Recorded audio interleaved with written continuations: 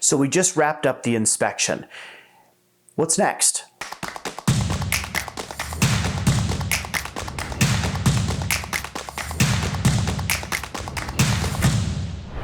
Well, it's title work time. It's also time for your lender to really begin collecting information from you because they feel really confident at this point that you're going to close. You know, the inspection can stop a lot of contracts. We discover something that we call a deal breaker. And for first-time home buyers, deal breakers can be really intimidating. So here's a tip to kind of get ready for those deal breakers, is establish those in advance with your real estate agent. You know, I've heard, if there's a foundation issue, I'm not buying this home. Or my parents were electricians. If there's a Federal Pacific fuse panel in there, I'm not buying that home. Or I've heard something to the effect of, I'm really concerned about energy consumption, so I'm not gonna buy a home that has bad windows. Totally understandable.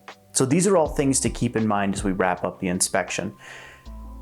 And as we move on to the next step, like I said, lenders are thinking at this point, because we're past the inspection, that you're gonna close. So they're gonna start requesting a lot of documents from you. They're gonna ask for anything that relates to a paycheck, anything that relates to bank statements, savings accounts. They have to establish some reserves depending on the type of loan that you're getting. So be ready to work with your lender after the inspection period is over.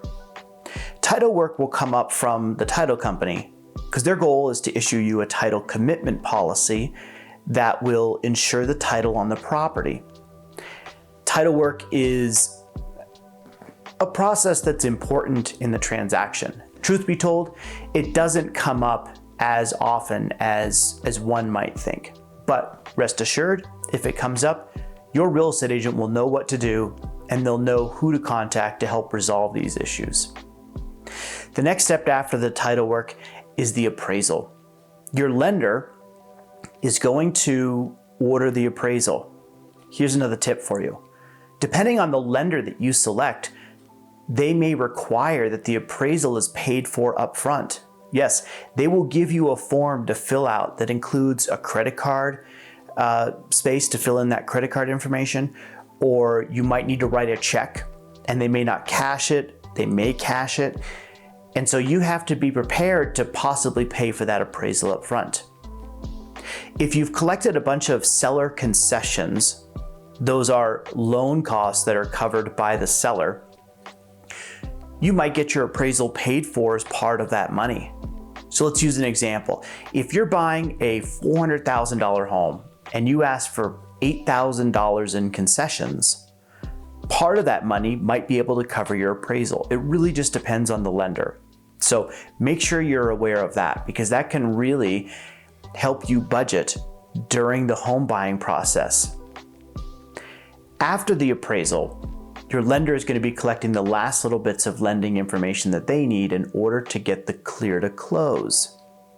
For first-time home buyers, this is very exciting news because it means that the underwriter who is analyzing your loan scenario has signed off on it and said, yes, they can buy this home.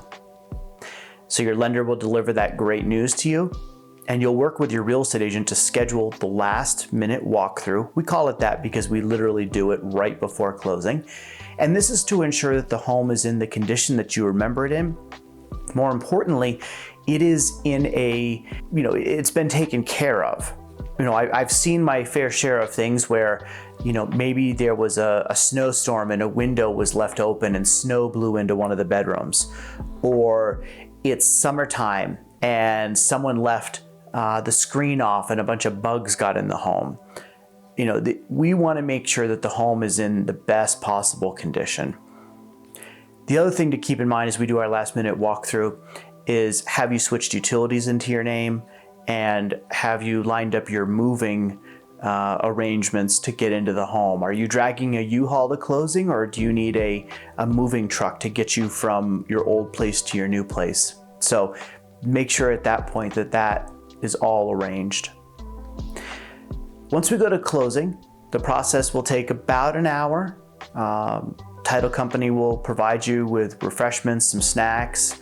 They'll make sure to give you a comfortable place to sign. Your lender may or may not show up. Your real estate agent will definitely be there because they have to sign off on the closing disclosure.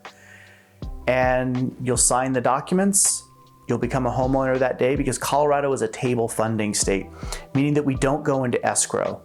You'll get your keys at closing and you'll be able to move in right afterwards.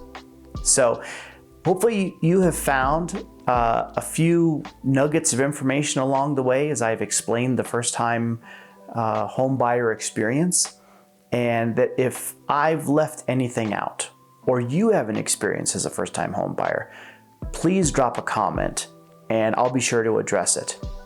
Thanks for watching.